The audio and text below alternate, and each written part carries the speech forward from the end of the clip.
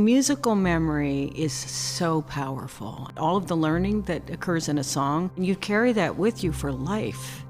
I don't know why we don't do more learning through songs, because it's powerful. From Weill Cornell Medicine in New York City, this is Your Brain with Dr. Phil Stieg. Internationally renowned scientist and researcher, Dr. Stieg is Neurosurgeon-in-Chief of New York Presbyterian Weill Cornell Medical Center. In this classic episode, Dr. Stieg discusses the powerful impact of music on the brain with world-renowned opera star Renée Fleming. I'm thrilled as a fan and an opera lover to be recording live today at Juilliard with world-renowned soprano Renée Fleming. Winner of 4 Grammy Awards and the National Medal of Arts, Renée Fleming is also a leading advocate for the study of the effects of music on the brain, as well as music and arts application in human health. Renée, welcome. I'm so happy to have you here to talk about a topic near and dear to both of us, how to leverage the power of music to heal the brain and, most importantly, the mind. Thank you. Thank you. Great to be here. It's been pretty well documented in literature that music at an early stage in life, even within the womb, is important in terms of instituting the neural networks that develop in our brains. And I understand that you grew up in a household where both of your parents were music teachers. Absolutely. In fact, the family folklore was that I definitely sang before I spoke. And in fact, I was a late speaker. And music was just a part of every day. My mother taught lessons, singing and piano, and I sort of parked underneath the piano all day. So you started singing at what age? Oh, gosh, I don't know. Very early. 3, probably before then. When you did start singing professionally, as I understand it, you focused more on jazz than you did on classical music? I discovered a real passion for jazz, and I ended up singing with a trio in a club every Sunday night for about 2 years, which was phenomenal education. And now we know that improvisation is the best thing you can do for brain health. Yeah, that's the question I wanted to ask you is, did you feel in your mind there was a difference in processing what you were doing for classical music versus what you did with jazz? Oh, hugely different, because classical music for me was about really hitting the marks in terms of an education of centuries-old best practices with learning languages and a tremendous amount of skills that need to be gained. But jazz was about freedom.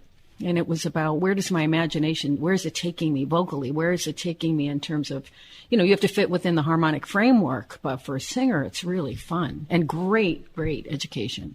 I want to talk a little bit about something that I know you're very passionate about, your relationship with the NIH and the NEA regarding music and the mind. Can you explain to us what you're doing there? Well, I'm an advisor at large at the Kennedy Center, and I met Francis Collins at a dinner party, and I had become very interested in all of the research I was reading about in the newspaper. So just every month there would be an article that somebody was looking at music, and I thought, gosh, I just can't, they must have better things to do. These scientists, why are they doing this? And Francis explained that it's the Brain Institute that has really gotten him interested in it and trying to understand the brain, and music kind of affects more parts of the brain than other activities, particularly engaging in playing music. It's not a listening. Listening has definite advantages, but playing an instrument, they're not looking at singing. They're just starting to look at singing. It's very powerful. Are you focusing on music and the brain primarily as an anti-aging or as a mechanism for expanding people's intellectual and cognitive skills? Well, so what I said to him was, can we collaborate? The Kennedy Center and the NIH, 2 major national institutions. I said, I think we should be providing a platform for science to the public. So the areas are the basic science, and that research is really interesting. It includes animals. And certainly childhood development, looking at childhood development, playing instruments, it really helps children with their auditory understanding. And we all know focus and discipline too, of course. And of course, there are about 50 different music therapy interventions that are also being studied, and some of them work quite well. So the trick is to get the NIH to support them. That's what we're trying to do. The average person out there, not the person sitting here on 65th and Columbus, who's slightly above average, along with all the Lake Wobegon people. What do you want them to get? What do you want them to understand from your work? Well, for me, first of all, I had to learn a lot from day one. I didn't know anything about the brain. In fact, I never gave my brain a thought. I just assumed it was what we were born with, and it never changed, and we had no way of have an effect on it. And I'm a product of my generation, so that was our knowledge. So learning just from day one that there are so many things that can be done to help. For instance, somebody who's had a stroke with one music therapy session can regain speech through the neuroplasticity that allows the singing centers, this is a favorite one of mine, to enable someone to communicate again. I've had so many aha moments like that I want to share with the public.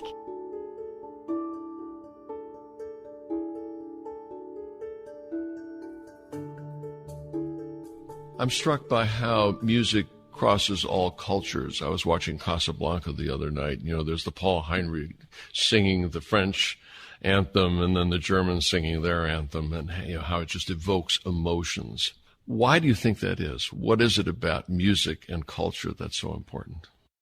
The only way that I've been able to understand the power of this is evolution. So the fact that the elements of music have been with us for millennia before modern history. Neanderthals had the same vocal mechanism that I do, which I find, thinking about those operas back then, I just think it's so fascinating to know that in the womb, of course, we're hearing the heartbeat. We're hearing elements of rhythm from the very first moment of life. And so rhythm is powerful. Social cohesion throughout time has also been created with drumming and vocalizing and who knows what. I mean, there's some, we found a bone flute from 40,000 years ago, but I'm sure there's much more than that we don't know. So that's got to be where it's from. It's the fact that social cohesion came from these types of activities. The last four songs by Strauss apparently has a profound impact on you from a meditative and contemplative standpoint. Yes. Do you meditate regularly? Yes, in music, I would say. Music is my meditation. So you don't go and take 20 minutes of mindfulness or yoga or like that daily? I do. I'm a Pilates person myself, which has elements of yoga in it, I think. But really, for me, music is my center. And Four Last Songs is 20 minutes of meditation. The poem is enigmatic enough that we can apply our own lives to it and make it individual, but there's a sustained quality. It's like swimming. It's like long distance swimming to sing it. It's such a joy. Do you feel your heart rate go down? Yes, absolutely. Yeah. So you do? Absolutely. Enter a sublime state. Well, and my best performances are in flow, in the zone anyway, and it's magic. So you're in this magical moment. Do you take the time then also to look out into the audience and see whether you're reaching them? And if not, what do you do? For me, it is 100% a shared experience. I had terrible stage fright. When I started out. Or when you started? The last bad episode was about 20 years ago. And how I learned to love performing was to understand that I'm part of the flow, that it goes to me. It's something I share with the audience. It's not, I had seen it the other way around, that the audience was judging me. So, and I learned this actually from reading a book on public speaking. The other way that you're sharing something, to me, suddenly was the key to feeling comfortable on stage. So I absolutely am always looking at the audience. And you feel like you're telling a story? Yes. I sing a huge variety of repertoire, all different things. So there's not any one kind of mode, I would say. Even within a given performance, there are several. But you're definitely sharing the text and communicating a text. Yeah. Do you have daily routines that you go through, exercises, mind games, whatever vocal exercises that you do to get ready for your performance? I sing a lot, so I don't, other than warming up, I don't worry too much about my voice anymore, thank goodness. But I'm learning a lot. I'm always constantly learning new music, so that I'm coaching all the time. But I would say performance day, I definitely have religious disciplines about a performance day. I do not typically go out. I don't talk on the phone very much. I work quietly. And I love it. I get a lot done. So what I do before an operation is I run through it about 15 times in my mind. You're going to go do an opera this evening. Do you run through every act in your mind, position of the other actors, what they're going to be singing, and how you're going to respond? You're far enough along now that you probably don't have to do that 15 times, but at least you do that. God, I'm so interested to hear you say that. I do it if I need to. I mean, if it's something new, if it's something I'm thrown into, then I review. Absolutely. Not 15 times because operas are long. But, in the music that I'm learning now, for instance, I have 3 concerts this week with the New York Philharmonic, and it's challenging music. So, yeah, I definitely am studying. Well, I find that I personally do it just so that I'm ready for the catastrophe. Each inflection point where something bad could happen, I try to get ready for that. Wow, that's fascinating.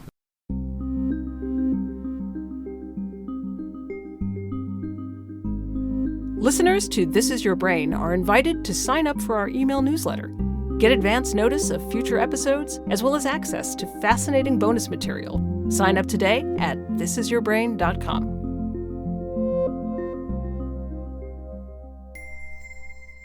Earlier on, we were talking about brain function and what's really going on with music. We can expand on that. I would love to talk to you about that. And memory, music and memory is a tremendous fascination. And I think a lot of people, as I've traveled and I give these presentations everywhere I sing now, pretty much. And basically, it's an opportunity to sort of give an overview, which for my audience, and then invite a local researcher to join me, a music therapist possibly, or a university, and collaborate with the performing arts folks. And audiences are terrified of Alzheimer's disease right now, I'm finding across the boards.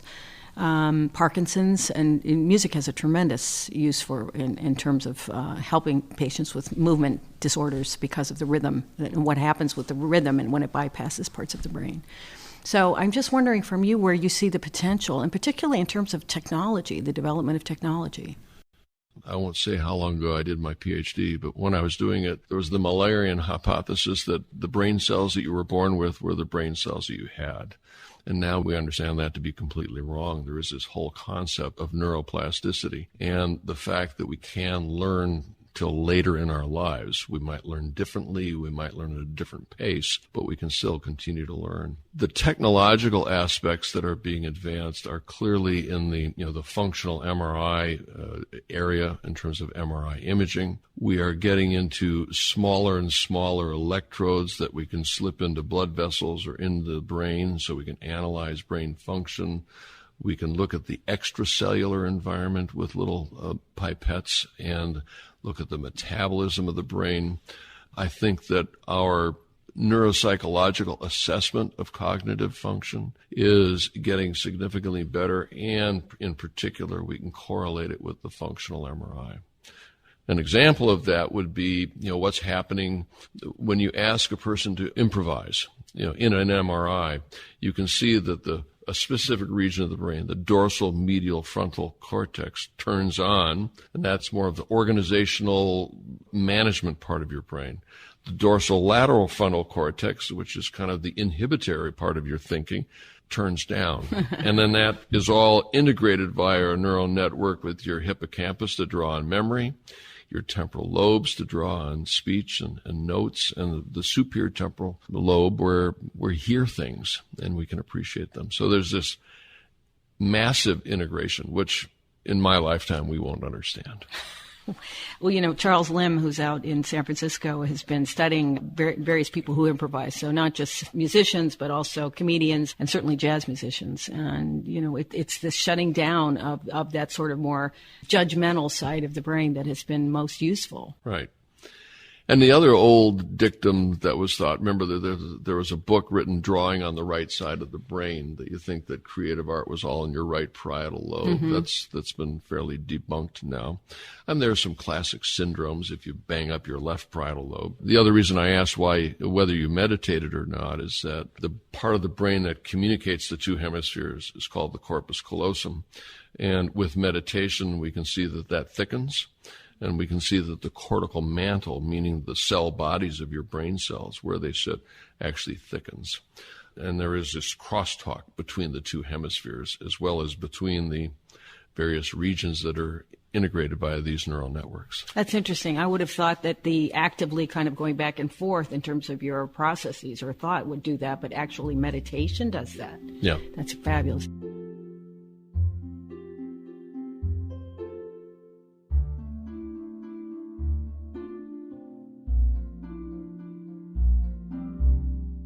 So I participated in a study at the NIH. It was in the fMRI machine for 2 hours.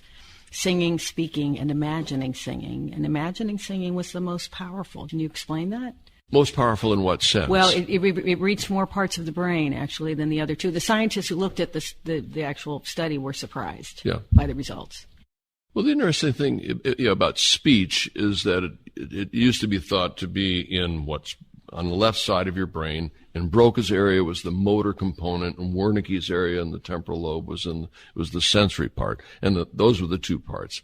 We now know that not to be true. Your entire temporal lobe, if we map out speech when we're doing awake craniotomies on patients, we find varying effects on a person's ability to speak.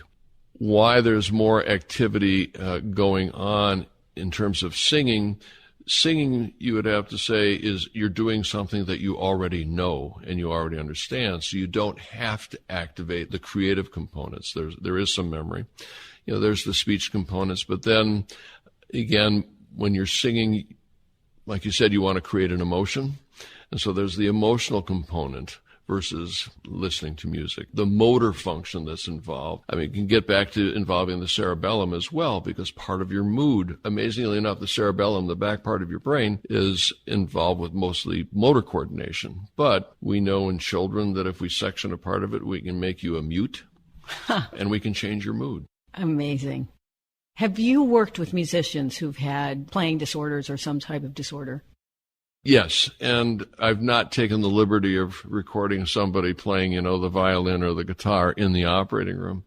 I have one patient who had a ruptured aneurysm that was involved in the music business, who to this day strongly believes that her recovery to normal life was greatly influenced by how she got back into music, listened to music. She wasn't a performer, but the role that the music played in her overall recovery. How powerful is emotion for someone's recovery, for their healing, how powerful is that part of the mind in terms of healing? It's a very pertinent question. I always tell patients that the day after surgery, when I go on round on them, I said, I've done my job. The rest is up to you. And, so it's really up to them to be motivated to have a positive outlook. And I can tell you that people that are glass half empty will start having problems with urinary tract infections and blood clots in their legs because they're just not as motivated to get up and get going. So it's extremely important. And that's where music, photographs of the family, right? Family being there are exceedingly important. Oh, that's so incredible. Much like for you, the audience feeding you. Like Absolutely. You said, it's a dialogue. I find that your work and the idea of aging in the brain, so we're talking about this kind of cognitive reserve. This is a term that I'm hearing a lot now. Do you believe that this will continue to be something that people are encouraged to do? For instance, later in life learning, experiences, etc.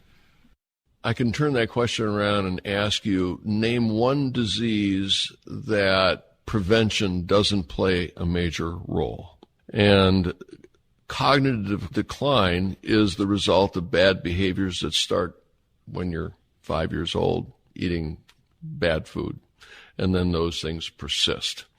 I'm very interested in this, and that's why we have created the brain health system at Weill Cornell. But certainly doing crossword puzzles, reading books, going to book clubs, obviously going to the opera or any kind of music, and then having a dialogue about it, social interaction, regular exercise, normal sleep. All of those things are good. And then there's some nutrients that are important, selenium, that might be important in terms of staving off the impact or the onset of Alzheimer's disease.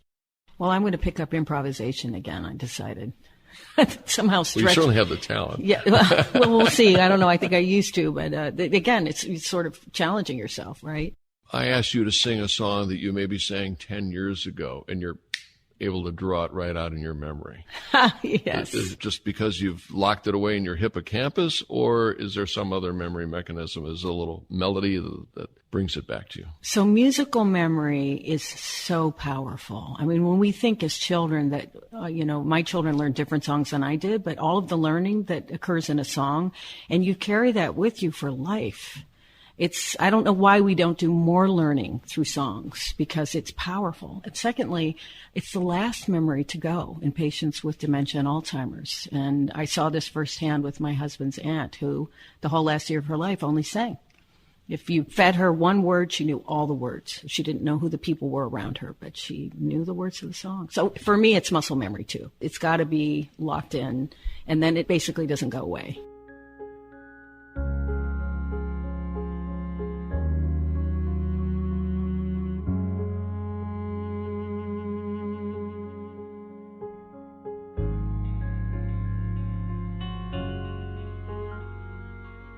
In regard to your work with the NIH, are you doing anything in terms of Alzheimer's disease? Is that one of the focuses? It's one of many, certainly all of these disorders, whether it's Parkinson's or stroke or autism even. I mean, to see in a video the kind of intervention that allows a nonverbal child to speak. And it's a lot of this melodic intonation therapy that is useful also for traumatic brain injury. I mean, it's amazing to watch how this works. And it just all refers back to plasticity again. But what's happening with this project, though, is that there's an explosion of interest in this field. And it will expand to all of the arts. Certainly what Mark Morris has done with Parkinson's in terms of movement and allowing music and creativity to infer movement ability on people who are otherwise locking and freezing, et cetera. So those kinds of interventions are powerful. But I just have to say that I think people are starved for something that brings them together in terms of thinking about health. And to combine the arts with health is such a positive thing. And also, when you think about it, we're both service providers for healthcare facilities and performing arts facilities in cities. We provide a service to the community. And why not work together? But the NIH has given $20 million in funding for research over 5 years, which, given the amount of money they give out, is not a lot, but it's a huge amount in terms of the validation for an inquiry like this. So we're finding that people are feeling empowered and pursuing it. We've got to get it incorporated into people's lives, the whole concept of music and the unification that you're emphasizing, that occurs, but also the positive circuits that are developed as a result of the music. We've got to start early. Well, I think this is the reason for the research dollars, is that they are actually quite enthusiastic about the results that are coming in now, and putting in. Nothing happens in this country without data. Nothing, and certainly nothing in medicine happens without data. And it has to be hardcore, and it has to be really something that is serious. And it's happening. It's happening. It's baby steps at this point. But I think we're going to get there. Depression is really the number one problem that we're having. And it's not just in the U.S., it's worldwide. This is something that the arts can really, truly have an effect on. But talk about depression for a second, because it's something you probably have seen quite a bit of as well. Why is there so much of it? Postoperatively, we see a lot of people that have a period of depression, either given the diagnosis or what we've done to their brain. Sociologically, we see a lot of depression because there's just a lot of stress and anxiety out there. So what are the things that we can do to prevent that? What we're trying to do, the goal is to increase the dopamine and serotonin levels in the brain. Okay, so what does that? Music, sleep, relaxation therapy, meditation, contemplation, talking with friends. What makes it worse?